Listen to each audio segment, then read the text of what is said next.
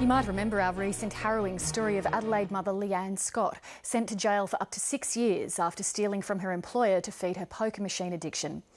Tonight we have a disturbing follow-up to that tale. There's growing concern that a popular antidepressant widely prescribed in Australia may be linked to problem gambling, in that case and many others. Guy Stainer has this report. I'd walk in with at least $1,000. I'd be cashing $100 at a time. I would be playing the big dollar machines with, these lovely huge jackpots on them. And I would just sit on there all night and just keep going back for more money. 2 weeks ago, Leanne Scott was sent to jail for stealing $800,000 to feed her poker machine addiction. I knew what I was doing was wrong, but the urge to play the machines was so great. I just needed the money to play the machines.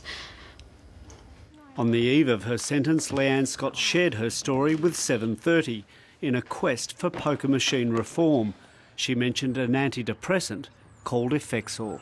I started the drug Effexor in late 2003, but when I found out this possible link and I got my medical records, it was just amazing that was the particular time I'd been on just starting to take Effexor.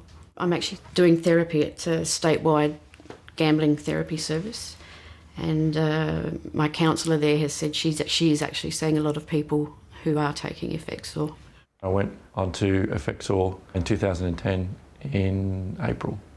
Leanne Scott isn't the only one to link a gambling addiction to Effexor. Hello, yes, I'd like to place a bet at stall races. Race number 3, horse 9, $200 the win and $200 the place. Tim Hillier has a Bachelor of Business and a Master's in Applied Finance. He's worked as an investment banker. He was prescribed Effexor to treat an obsessive-compulsive disorder and depression. Almost immediately, he started gambling. Maybe $100 on a horse race, up to $500. That was for the first couple of weeks. And then when I moved over to sports betting, I started off $1,000 on a game of football, AFL football, and then gradually increased as there was a couple of losing bets, went up to a $5,000 bet. Within 3 months, he was financially ruined.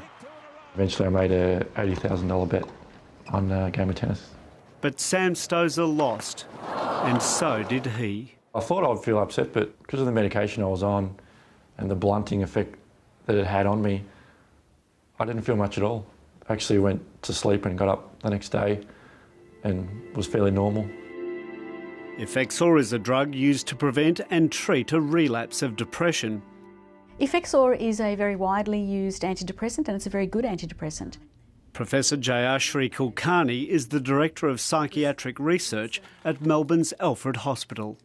Here we could have a link in the neurochemical sense between the use of a medication that increases two neurochemicals, serotonin and noradrenaline, and the development of new problem gambling behaviours.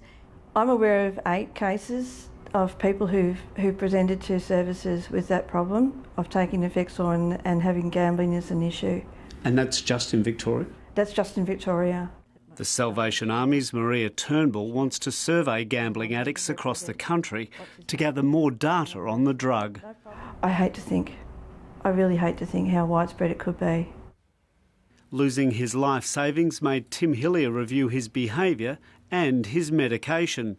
He told his psychiatrist about internet forums linking Effexor to gambling addiction. He didn't know anything about it, and there's nothing in the literature or the warnings about compulsive behaviours. Effexor, the feel-better solution. There's been no clinical study linking Effexor to problem gambling.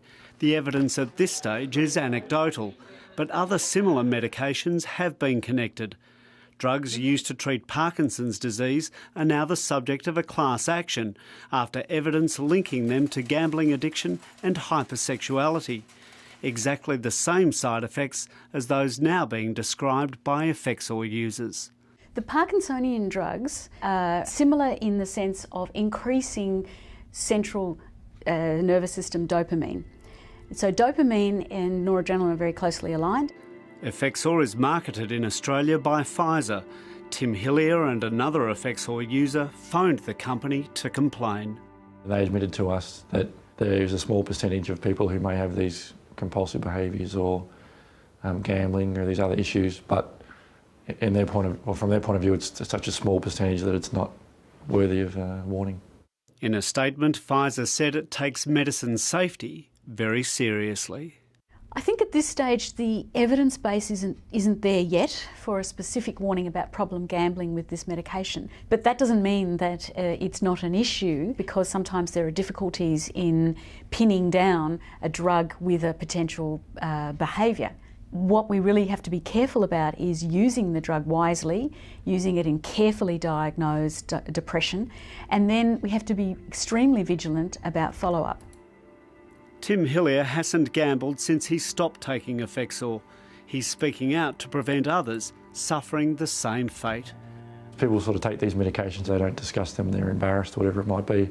So they take powerful medications in secret. It's just not a good thing. Guy Stainer reporting.